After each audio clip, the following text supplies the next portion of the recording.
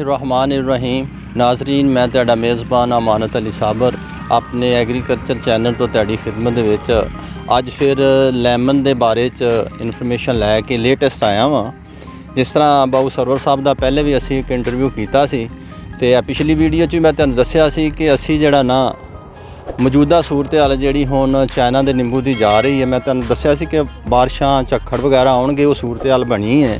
तो इस वजह तो इस वक्त जी पोजीशन है ना निंबूआं की मार्केट की स्टेटस है और पैलियां दे विच की सूरत हाल है, ये सारिया चीज़ां ते रोशनी बाबू सरवर साहब पाउणगे और तुहानूं दस्सणगे कि अजकल रेट की चल रहा है और किस तरह इन्होंने थल्लों में इकट्ठे करके ले जा रहे हैं। जिहड़ी भी सूरत हाल मौजूदा है ना ये सानूं तुहाडे नाल असीं शेयर करांगे ताकि साडे नाज़रीन और किसान भाइयों को इस बारे च पता लग सके। बाबू साहब सलाम अलैकुम। वालेकुम सलाम जी। सर जी बाबू साहब अगे भी तुसीं इंटरव्यू दिता जी, साडे नाज़रीन उन्होंने बड़ा सराया चाया, यानी कि देख रहे हैं पता लग जाता सानूं नैट तो ते असी मैं भी पिछली एक छोटी जी वीडियो बनाई तो मैं दस्सिया सी कि मौजूदा सूरत हाल जिहड़ी आउण वाली है ना ये ज़्यादातर असर झक्खड़ वगैरह बारिशां गालाजारी भी हो जाती है, उसदे नाल माल साडा ज़ाया होण दा भी डर हुंदा है। तो तकरीबन हफ्ते बाद सूरत हाल पैदा हो गई है तो मैं सोचा कि फिर नाज़रीन नूं ना अपने बाबू सरवर साहब कोलों लेटेस्ट जिहड़ी पोजीशन है ना वो शेयर असी नाज़रीन नाल कर सकीए कि मार्केटां च की सूरत। तुसीं सिर्फ ये ना हुण सानूं ये दसना है कि यह जी बारिश पई है जिहदे नाल किन्ना क निंबू खराब होया लोगों का। ये जी ज़्यादा जिधर नेरी तूफान आया ना जी उधर तो नुकसान ज़्यादा नुकसान ठीक है जी, क्योंकि इन्हां दिनां दे विच बाग फुटदा है। हाँ जी शाखां निकलदियां जी ओदी वजह नाल जिहड़ा माल हुंदा ना जी कमज़ोर वो तो दस्ती वापस आ जांदा ना ज़मीन ते जी थल्ले आ जांदा। जिन्हें कंट्रोल करदा जिहदे कोल लेबर हैगी है जिहदे कोल कंट्रोल कर सकदा वो कर लेना नहीं तो दूसरा ज़ाया हो जांदा। जिहड़ी पक्की ज़मीन हुंदी है ना उहदे थल्ले माल जदों पिया रहिंदा उतों पानी पिया रहिंदा ते वो बिल्कुल गल जांदा। तो जी मैरा ज़मीन है वो ये चक्कर होंदा ना जी कि मैरा ज़मीन के उत्ते 2-4 दिन वास्ते निंबू पिया भी रहे ना तो उत्ते ठंडा रहिंदा, कोई मसला नहीं, वो 2-4 दिन बाद चल जाता। तो मसलन हुण तुसीं अपना तुहाडा जिहड़ा रकबा तुसीं खरीदिया होया सी जी कि किन्ना क रकबा है या कि खत्म हो गया नहीं की स्टेट? नहीं जी हुण बिल्कुल सफाई हुंदी जांदी है, खत्म हो जांदे हैं। सही गल है बिल्कुल। अच्छा ये जिहड़ी हुण हवा हवू चली अपने इलाके दे विच इहदे नाल कुछ गिरिया? हाँ जी अच्छा अच्छा गिरिया बहुता नुकसान तो नहीं होया? नहीं नुकसान नहीं ज़्यादा नहीं है। अच्छा ज़्यादा नुकसान नहीं होया।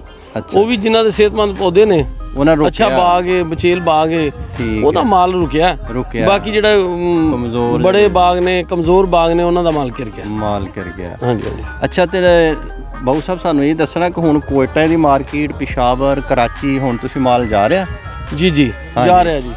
कराची भी पोजीशन अच्छी है, पिशावर भी अच्छी है। अच्छा मसला इस वक्त पेटी का की रेट जा रहा पिशावर या कराची? हाँ जी तकरीबन पिशावर 250 तो लैके 300 तक। अच्छा जी पिशावर 250 या 300 जी पेटी का रेट है जी बाबू साहब नैट यानी कि निंबू किन्ना क पाउंदे? तकरीबन 4 किलो ये मतलब कि ठीक ही रेट है। हाँ जी ठीक है 100 रुपए किलो पै जांदा जी एक।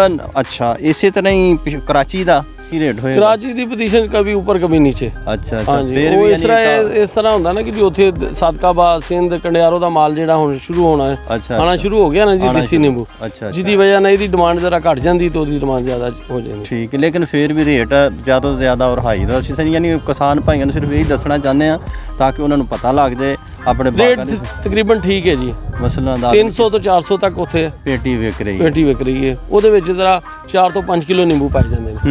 हाँ ਉਹਦੇ ਵਿੱਚ किलो नींबू ज़्यादा जाते हैं यानी कि वो ही मसला है कि अगर उधर नींबू घट ने तो उधर रेट थोड़ा घट है, उधर नींबू ज़्यादा ने तो उधर रेट ज़्यादा। हाँ जी अच्छा ते बाकी साडियां इत्थे हुण लोकल मार्केटां ਜਿਹੜੀਆਂ लाहौर या फैसलाबाद ਚੱਲਣ ਲੱਗ ਪਈਆਂ ਜੀ ਚੱਲਣ ਲੱਗ ਪਈਆਂ ਤੇ ਇੱਥੇ ਸ਼ੈਲ ਦੇ ਬਾਜ਼ ਨੇ ਜਾਂਦੇ ਕਿ ਇੱਥੇ ਪੇਟੀ ਦਾ ਸ਼ੈਲ ਦਾ ਉਹ ਕਾਟਨ ਦੇ ਵਿੱਚ ਵੀ ਪਾਇਆ ਜਾਂਦਾ ਲੇਕਿਨ ਮਸਲਾ ਹੈ ਕਿ ਆ ਕਰੋਨਾ ਸਿਸਟਮ ਫਿਰ ਸ਼ੁਰੂ ਹੋ ਜਾਂਦਾ ਫਿਰ ਛੁੱਟੀਆਂ ਮਾਰ ਕੇ ਡਾਊਨ ਹੋ ਜਾਂਦੀਆਂ। अच्छा ਆਵਾਜ਼ ਆ ਜਾਂਦੀ ਹੈ ਵਿਆਹਾਂ ਸ਼ਾਦੀਆਂ ਤੇ ਇਸਤੇਮਾਲ ਹੁੰਦਾ ਨਾ ਜੀ। अच्छा इस वजह नाल।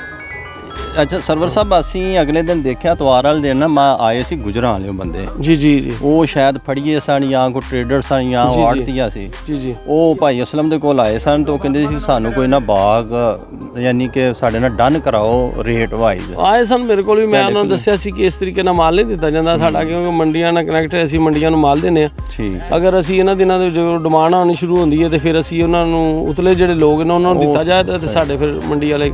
लेकिन वो कह रहे सी कि असीं 100 ਰੁਪਏ ਕਿਲੋ ਰੇਟ ਲਾ ਦਿੱਤਾ, ਯਾਨੀ 4000 ਰੁਪਏ ਮਣ ਜਿਹੜਾ ਨਾ ਹਾਂਜੀ ਹਾਂਜੀ ਹਾਂਜੀ ਕਿ ਅਸੀਂ ਇੱਥੋਂ ਚੁੱਕਾਂਗੇ, ਲੇਕਿਨ ਤੁਸੀਂ ਨਹੀਂ ਨਹੀਂ ਦਿੱਤਾ ਇਸੇ ਵਜ੍ਹਾ ਤੋਂ ਕਿ ਤੁਸੀਂ ਆਪਣੇ ਮੰਡੀਆਂ ਦੇ ਨਾਲ ਜਿਹੜਾ ਬਿਲਕੁਲ ਜੀ, ਜਿੰਨਾ ਆੜਤੀਆਂ ਨੇ ਅਗਾ ਮਾਲ ਦੇਣਾ ਕੀਤਾ ਜਾਂ ਨਾ ਕੀਤਾ ਹੁੰਦਾ ਨਾ ਜੀ, ਉਹਨਾਂ ਨੂੰ ਫਿਰ ਮਾਲ ਦੇਣਾ ਪੈਂਦਾ। ਅੱਛਾ ਅੱਛਾ। ਉਧਰ ਤੇ ਸਰਵਰ ਸਾਹਿਬ ਤੁਸੀਂ ਹੁਣ ਇਹ ਦੱਸੋ ਕਿ ਤੁਹਾਡੇ ਕੋਲ ਇਸ ਵਕਤ ਮਾਲ ਪਿੱਛੇ ਕਿੰਨਾ ਕੁ ਹੋਏਗਾ, ਕਿੰਨੀਆਂ ਕੁ ਪੇਟੀਆਂ ਅੰਦਾਜ਼ਾ ਨੇ? ਇਹ ਅੱਜ ਕੱਲ੍ਹ ਜੀ ਅਗਰ 100 ਪੇਟੀ ਦਾ ਅੰਦਾਜ਼ਾ ਲਈਏ ਇਹਨਾਂ ਦਾ 50 ਮਿਲਦੀਆਂ। 50 ਮਿਲਦੀਆਂ। ਅੱਜ ਤੋਂ 10 ਦਿਨ ਬਾਅਦ ਜਦੋਂ 100 ਦਾ ਲਾਣਾ ਉਦੋਂ 25 ਪੇਟੀਆਂ ਮਿਲਣੀਆਂ। 25 ਮਿਲਦੀਆਂ। ਹਾਂਜੀ।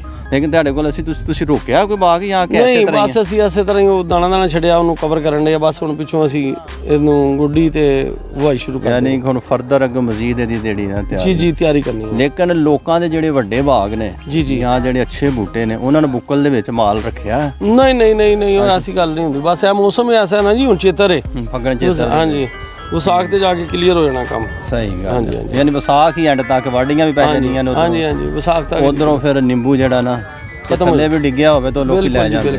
ਸਹੀ। ਨਾਲੇ ਸਾਨੂੰ ਇਹ ਹੁੰਦਾ ਕਿ ਦੇਸੀ ਨਿੰਬੂ ਜਦੋਂ ਚੱਲ ਜਾਣਾ ਇਹਦੀ ਡਿਮਾਂਡ ਕੋਈ ਨਹੀਂ, ਇਸ ਕਰਕੇ ਹਰ ਬੰਦਾ ਚਾਹੁੰਦਾ ਕਿ ਮੈਂ ਆਪਣੇ ਦੇਸੀ ਦੇ ਆਉਣ ਤੋਂ ਪਹਿਲੇ ਕਵਰ ਕਰ ਲਾਂ। ਜੀ ਚਲੋ ਆਪਣਾ ਬਹੁਤ ਸਰਵਰ ਸਾਹਿਬ ਤੁਹਾਨੂੰ ਅਸੀਂ ਤਕਲੀਫ ਦਿੱਤੀ ਔਰ ਤੁਸੀਂ ਯਾਨੀ ਆਪਣੀ ਮਸਰੂਫੀਅਤ ਦੇ ਵਿੱਚੋਂ ਸਾਡੇ ਵਾਸਤੇ ਟਾਈਮ ਕੱਢਿਆ ਔਰ ਸਾਡੇ ਨਾਜ਼ਰੀਨ ਔਰ ਕਿਸਾਨ ਭਾਈਆਂ ਨੂੰ ਆਪਣੇ ਮਜ਼ੀਦ ਮਸ਼ਵਰੇ ਦਿੱਤੇ।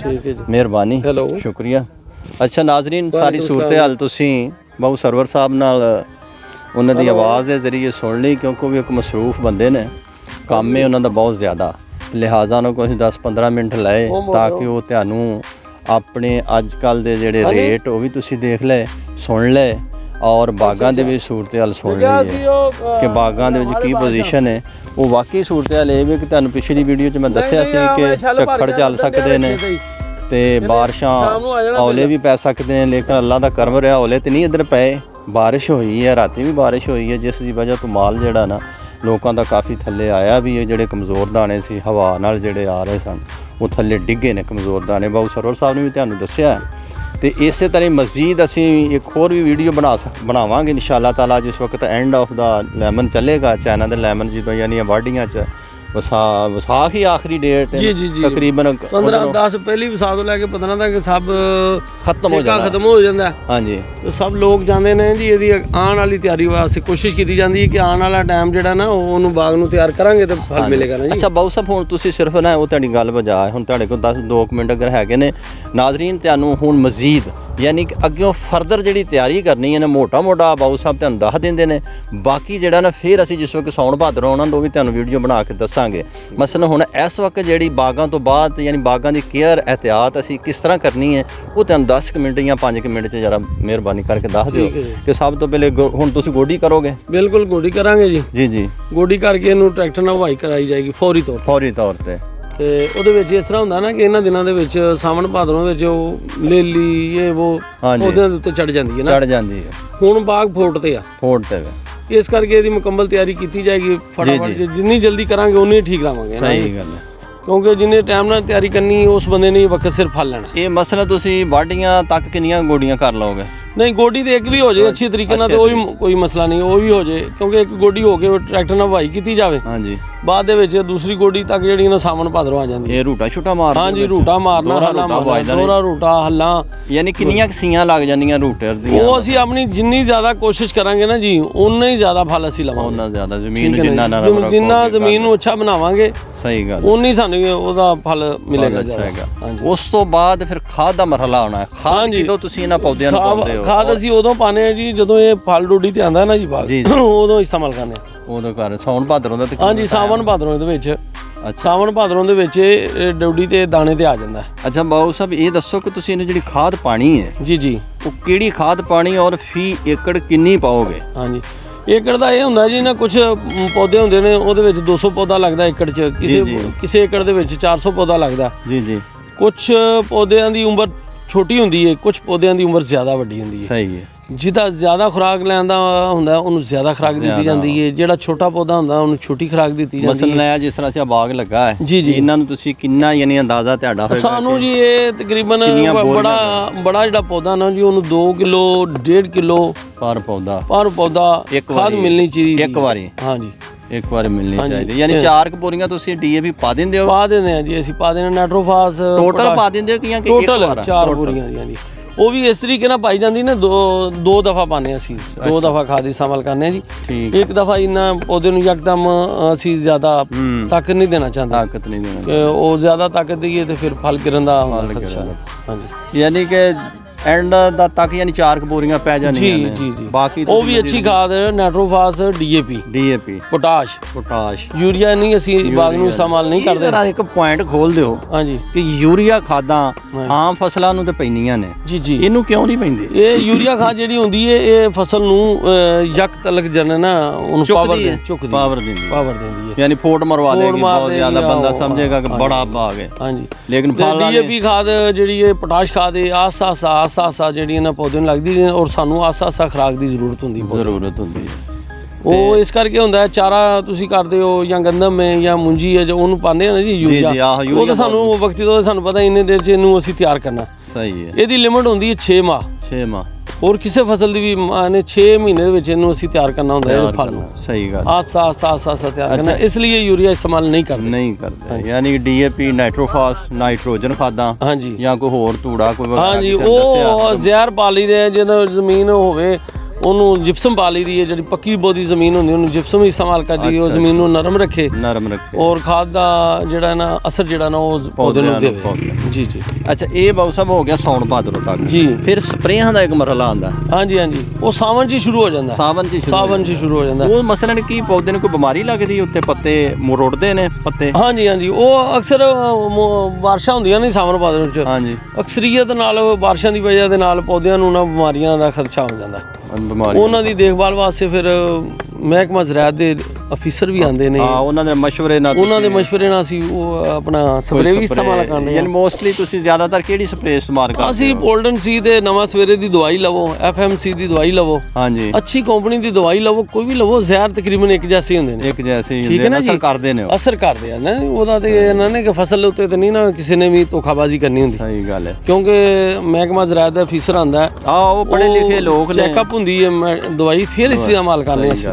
ਤੇ ਕਿਉਂਕਿ ਉਹਦੀ ਕਰਾਈ, ਹਾਂਜੀ, ਉਹਦੀ ਦਵਾਈ ਦਾ ਅਸਰ, ਸਪਰੇ ਕਰਵਾਣੀ, ਉਹਦੇ ਵੀ ਪੈਸੇ ਹੁੰਦੇ ਨੇ। ਅਗਰ ਗਲਤ ਕੀਤੀ ਪੌਦੇ ਤੇ ਵੀ ਅਸਰ ਪਏਗਾ, ਸਾਡੇ ਤੇ ਵੀ ਅਸਰ ਪਏਗਾ। ਸਹੀ ਕਹਿ ਰਹੇ। ਅੱਛਾ ਬਾਬੂ ਸਾਹਿਬ, ਇਹ ਸਾਰਾ ਮਰਹਲਾ ਹੋ ਗਿਆ।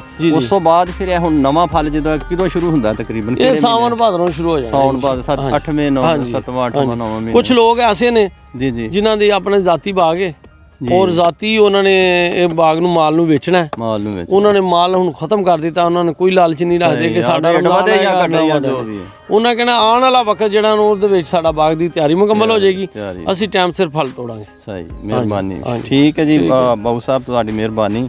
ਕਾਫੀ ਲੰਬਾ ਨਾਜ਼ਰੀਨ ਇੰਟਰਵਿਊ ਅੱਜ ਤੁਹਾਨੂੰ, ਯਾਨੀ ਕਿ ਬਾਬੂ ਸਾਹਿਬ ਨੇ ਦੱਸ ਦਿੱਤੀਆਂ ਸਾਰੀਆਂ ਗੱਲਾਂ, ਯਾਨੀ ਏ ਤੋਂ ਲੈ ਕੇ Z ਤੱਕ ਤਕਰੀਬਨ ਜਿਹੜੇ ਸਾਡੇ ਕਿਸਾਨ ਭਾਈਆਂ ਕੋਲ ਕੁਝ ਪੌਦੇ ਨੇ ਜਾਂ ਜਿਨ੍ਹਾਂ ਨੇ ਬਾਗ ਲਾਇਆ ਹੈ, ਉਹ ਇਹਨਾਂ ਨੂੰ ਫੋਲੋ ਕਰ ਸਕਦੇ। ਇਹਨਾਂ ਦਾ ਬਹੁਤ ਜ਼ਿਆਦਾ ਤਜਰਬਾ ਹੈ ਇਸ ਮਾਮਲੇ 'ਚ। ਤੁਹਾਡੇ ਸਾਹਮਣੇ ਅੱਗੇ ਵੀ ਤੁਸੀਂ ਇਹਨਾਂ ਦੀਆਂ ਵੀਡੀਓ ਦੇਖੀਆਂ ਨੇ। ਮਜ਼ੀਦ ਵੀ ਅਗਰ ਤੁਸੀਂ ਕੋਈ ਇਨਫੋਰਮੇਸ਼ਨ ਚਾਹੋ, ਰਾਬਤਾ ਕਰਨਾ ਚਾਹੋ, ਉਹ ਵੀ ਤੁਹਾਨੂੰ ਇਹਨਾਂ ਦਾ ਕੰਟੈਕਟ ਨੰਬਰ ਅਸੀਂ ਦੂਸਰੀ ਵੀਡੀਓ 'ਤੇ ਵੀ ਦਿੱਤਾ ਹੋਇਆ, ਸਾਡੇ ਨਾਲ ਵੀ ਰਾਬਤਾ ਕਰ ਸਕਦੇ ਹੋ। ਉਹ ਦੱਸ ਸਕਦੇ ਇਹਨਾਂ ਗੱਲਾਂ ਬਾਤਾਂ ਦੇ ਨਾਲ। ਅਮਾਨਤ ਅਲੀ ਸਾਬਰ ਤੁਹਾਡੇ ਕੋਲ ਇਜਾਜ਼ਤ ਚਾਹੁੰਦਾ ਹੈ, ਤੇ ਮੈਨੂੰ ਇਜਾਜ਼ਤ ਦਿਓ। ਅੱਲਾ ਹਾਫਿਜ਼।